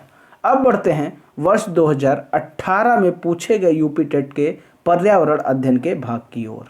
तो ये है वर्ष 2018 में पूछे गए यूपी टेट के पर्यावरण अध्ययन का भाग। यहाँ पर जो पहला क्वेश्चन है, किस वर्णक की उपस्थिति के कारण पौधे हरे होते हैं? Anthocyanin, carotenoid, lycopene, chlorophyll. तो इसका जो सही आंसर होगा क्लोरोफिल के कारण पौधे हरे होते हैं। मानवीय गतिविधियां जो पृथ्वी पर जलवायु परिवर्तन के लिए जिम्मेदार हैं। एरोसेल कैन का उपयोग, वनों को जलाना, कृषि क्रियाकलाप या फिर उपयुक्त सभी। ऐसी मानवीय गतिविधियां जो पृथ्वी पर जलवायु परिवर्तन के लिए जिम्मेदार हैं वो ये तीनों हैं, यानी उपयुक्त सभी इसका सही उत्तर हो जाएगा। यूफॉर्बिएसी फैमिली की कौन सी फसल बायोडीजल उत्पन्न करने के लिए जानी जाती है? देखो ये फिर से क्वेश्चन रिपीट हो गया। बायोडीजल जो रिलेट करेगा वो सीधा सीधा जेट्रोफा से रिलेट करेगा। अगला प्रश्न है, जड़ी बूटियों की रानी भारत की सबसे पवित्र जड़ी बूटी है। इस औषधीय पौधे का हिंदू धर्म में महत्व है और इसका वानस्पतिक नाम ओसीमम सैक्टम है, इसको सामान्यतः किस नाम से जाना जाता है? देखो यहाँ पर हम दो चीज़ों से समझ सकते हैं। एक तो अगर आपको इसका रासायनिक नाम यानी साइंटिफिक नेम मालूम है ओसीमम सैक्टम ये किसका है, तो आप सीधा आंसर निकाल सकते हैं। या फिर आप ये समझ जाओ इस औषधि पौधे का हिंदू धर्म में महत्व है। देखो अब ऐसा कौन सा पौधा है जो हिंदू धर्म में इसका महत्व है, पौधे की बात हो रही है, ठीक है, तो कौन सा है? तुलसी। ऑप्शन नंबर बी इसका सही आंसर हो जाएगा। अगला प्रश्न है, पीने के लिए सुरक्षित पानी को क्या कहते हैं? ताजा जल, पीने योग्य पानी, आशुद्ध जल या फिर नल का पानी? तो पीने के लिए जो सुरक्षित पानी होता है उसे कहते हैं पीने योग्य पानी। वर्ष 1984 की भोपाल गैस त्रासदी निम्न में से किस गैस रिसाव के कारण हुई? Methane, methyl isocyanate, nitrous oxide या फिर कार्बन मोनोऑक्साइड? मैंने आपको अभी बताया था भोपाल गैस त्रासदी मिथाइल आइसोसाइनेट के कारण हुई। विश्व पर्यावरण दिवस कब मनाया जाता है? ये आपको बताना है। 5 जून, 2 दिसंबर, 16 सितंबर, 11 जुलाई। तो विश्व पर्यावरण दिवस जो है वो 5 जून को मनाया जाता है। एम.एस. स्वामीनाथन कौन थे? पारिस्थितिकी वैज्ञानिक, पत्रकार, कृषि वैज्ञानिक, पक्षी वैज्ञानिक? तो ये जो थे वो एक कृषि वैज्ञानिक थे, एम.एस. स्वामीनाथन।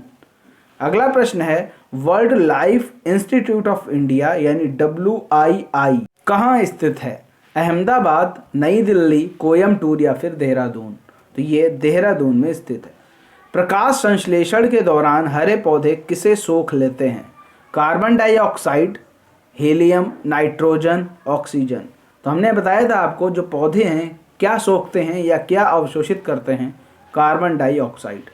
अपशिष्ट उत्पादों को खाने वाले जीवों को क्या कहा जाता है? शाक भक्षी, मृतक भक्षी, मांस भक्षी या फिर रसायन भक्षी? देखो अपशिष्ट उत्पाद खाते हैं जो, उन्हें कहते हैं मृतक भक्षी। अगला प्रश्न है, तप्त भौम जल से किस प्रकार की ऊर्जा प्राप्त होती है? तप्त भौम जल, प्रश्न संख्या 132।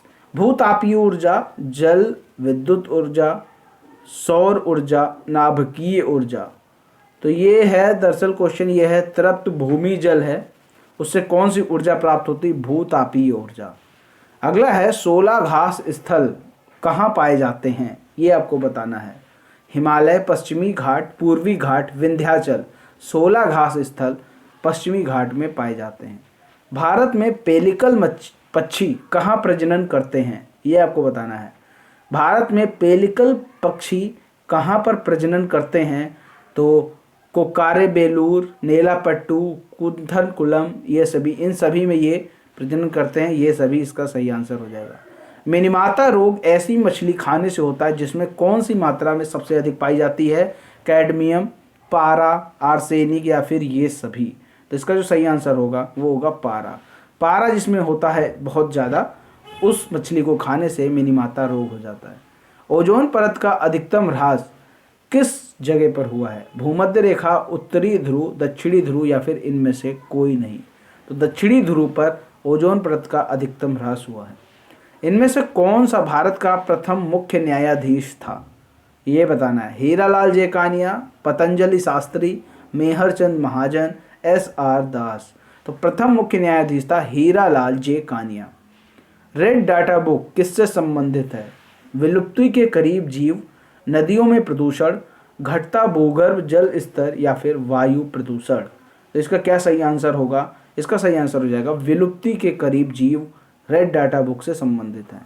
निम्नलिखित में से कौन वर्तमान राष्ट्रीय महिला आयोग की अध्यक्षा है? देखो ये उस टाइम का क्वेश्चन है, उस समय जो राष्ट्रीय महिला आयोग की अध्यक्ष थी वो थी रेखा शर्मा। अब वर्तमान में कौन है ये आप बताइए नीचे कमेंट में। लोकसभा और राज्यसभा की संयुक्त बैठक किसके द्वारा आयोजित की जाती है, यानी किसके द्वारा बुलाई जाती है? तो लोकसभा और राज्यसभा की संयुक्त बैठक राष्ट्रपति के द्वारा आहूत की जाती है यानी बुलाई जाती है, और इसकी अध्यक्षता जो करता है लोकसभा अध्यक्ष। संविधान के किस मार्ग में पंचायती राज व्यवस्था संबंधी प्रावधान दिए गए हैं? 3rd, 9th, 6th या फिर 4th? तो 9वें भाग में पंचायती राज व्यवस्था से संबंधित प्रावधान दिए गए। 74वें संविधान संशोधन का संबंध किससे है? ये आपको बताना है।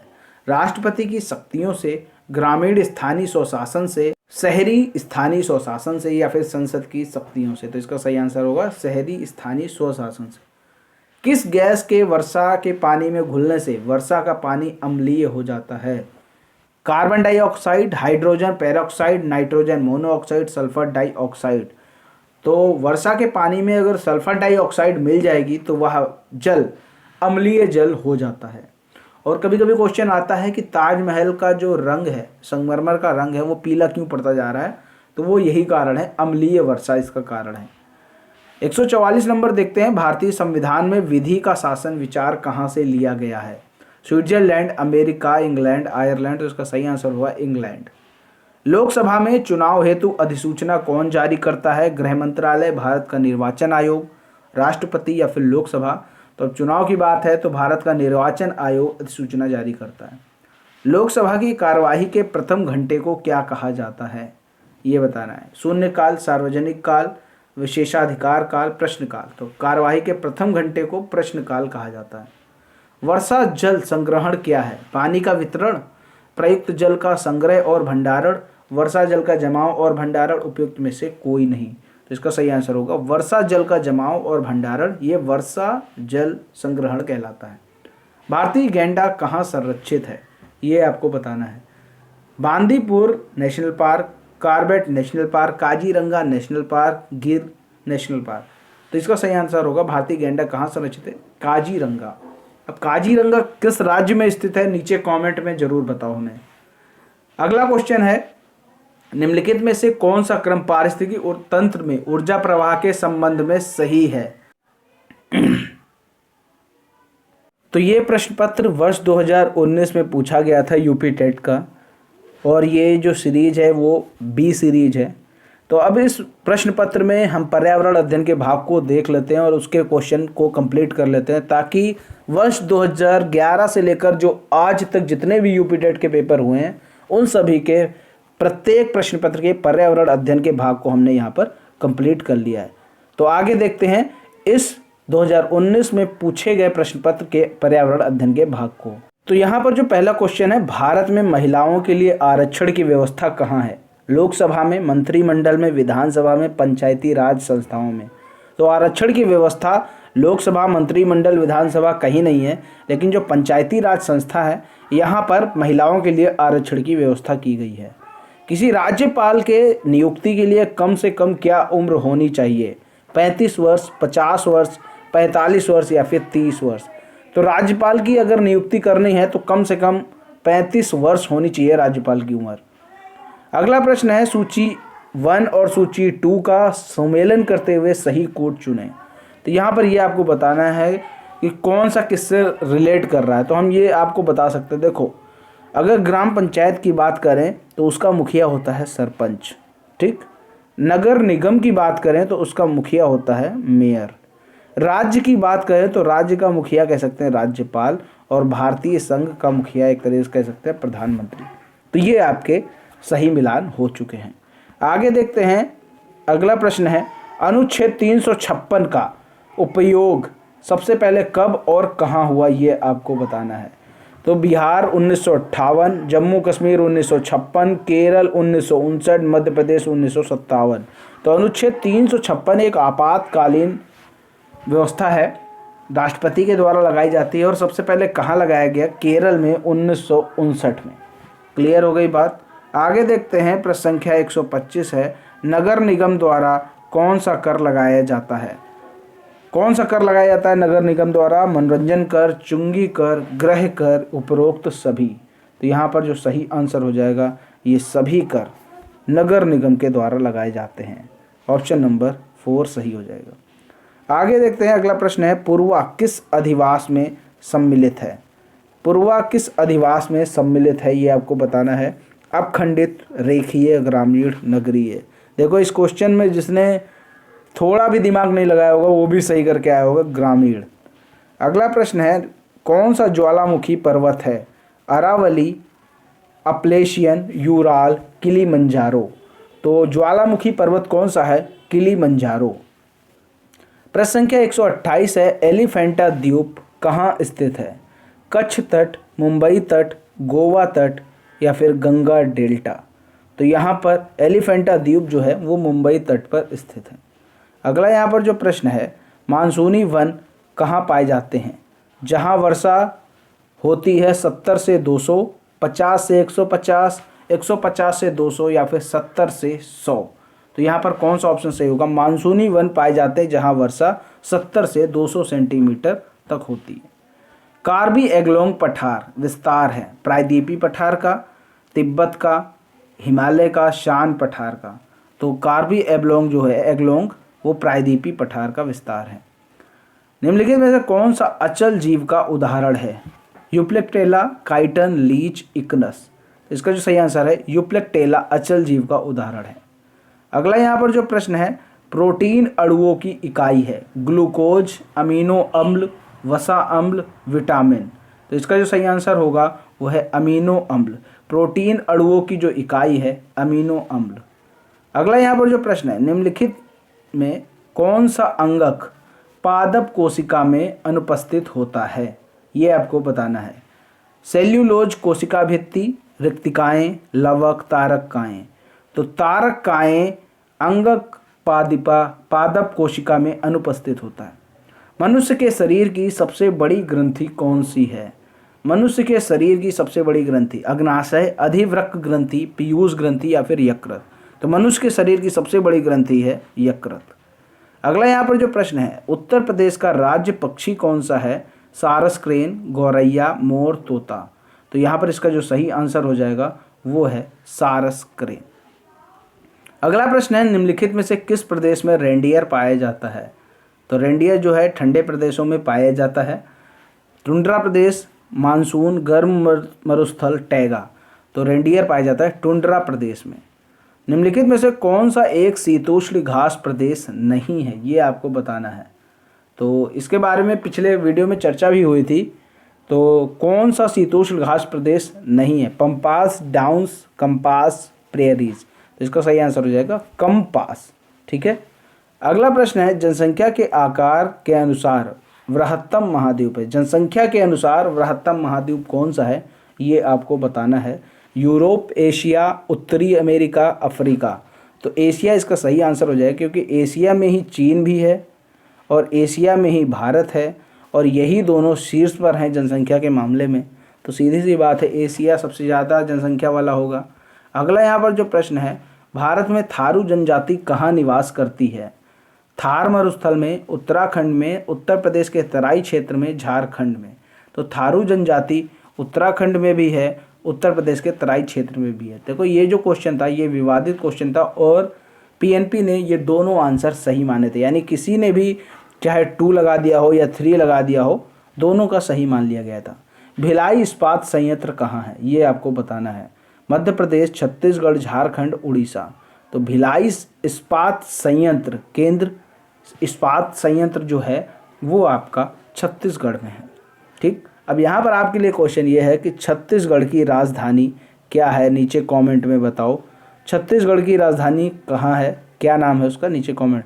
संसार का सर्वाधिक समस्याकारी जलीय खरपतवार जिसे बंगाल का आतंक कहते हैं वो क्या है? लैंटाना कैमारा, एकोर्निया क्रॉसिपस यानी जलकुंभी, पार्थिनियम हिस्टोरोफोरस कांग्रेस घास, सिनोडोन डेक्टालाइनोन। तो यहाँ पर कौन सा ऑप्शन सही है? बंगाल का आतंक किसे कहते हैं? जलकुंभी को कहते हैं। ऑप्शन नंबर 2 इसका सही आंसर हो जाएगा। अगला यहाँ पर जो प्रश्न है, वायरस के अजैविक होने का लक्षण है। इसमें वंशानुगत सामग्री नहीं पाई जाती, या प्रजनन नहीं कर सकता, इसमें प्रोटीन नहीं पाया जाता, इसको क्रिस्टल के रूप में परिवर्तित किया जा सकता है। तो वायरस के अजैविक होने का लक्षण यही है कि इसको क्रिस्टल के रूप में परिवर्तित किया जा सकता है। अगला प्रश्न है, पादप हार्मोन जो फलों को पकाने में सहायता करता है? Auxin, cytokinin, gibberellin, ethylene. तो पादप हार्मोन जो फलों को पकाने में सहायता करता है इथाइलिन। क्लियर हो गई बात। अगला प्रश्न है, स्वतंत्र रूप से भूमि में रहने वाला अवायु जीवाणु जिसमें नाइट्रोजन स्थिरीकरण की क्षमता होती है वह कौन सा है? Azotobacter, Clostridium, rhizobium, vibrio. तो इसका जो सही आंसर है क्लास्ट्रीडियम। अगला प्रश्न है, प्रश्न संख्या 145, किस प्रकार का डीएनए कोशिका में सामान्य रूप से पाया जाता है? ए डीएनए, बी डीएनए, सी डीएनए, जेड डीएनए। यहाँ पर जो सामान्य रूप से पाया जाता है वो है बी डीएनए। अगला प्रश्न है 1853 में भारत की पहली यात्री ट्रेन कहाँ से कहाँ तक चली थी? बम्बई से पुणे, कलकत्ता से अलीपुर, बम्बई से ठाणे, कलकत्ता से दमदम के बीच में। तो बम्बई से ठाणे चली थी 34 किलोमीटर। ठीक। अगला प्रश्न है एशिया का सबसे बड़ा पशु मेला कहाँ लगता है? आपको पता होना चाहिए, हरिद्वार, पुष्कर, सोनपुर, नासिक। सोनपुर में लगता है, जो कि बिहार में। राष्ट्रीय एकता परिषद की स्थापना कब हुई? 1951, 1971, 1961, 1981। राष्ट्रीय एकता परिषद की स्थापना 1961 में हुई। समता के अधिकार का उल्लेख संविधान के किस अनुच्छेद में मिलता है? अनुच्छेद 19, 22, 23, 24, 14 से 18, 25 से 28। समता के अधिकार का उल्लेख अनुच्छेद 14 से 18 में मिलता है। अब इस वीडियो का लास्ट क्वेश्चन है, किस देश में लचीला संविधान लागू है? भारत, अमेरिका, चीन, यूनाइटेड किंगडम। तो लचीला संविधान कहाँ पर लागू है? United kingdom.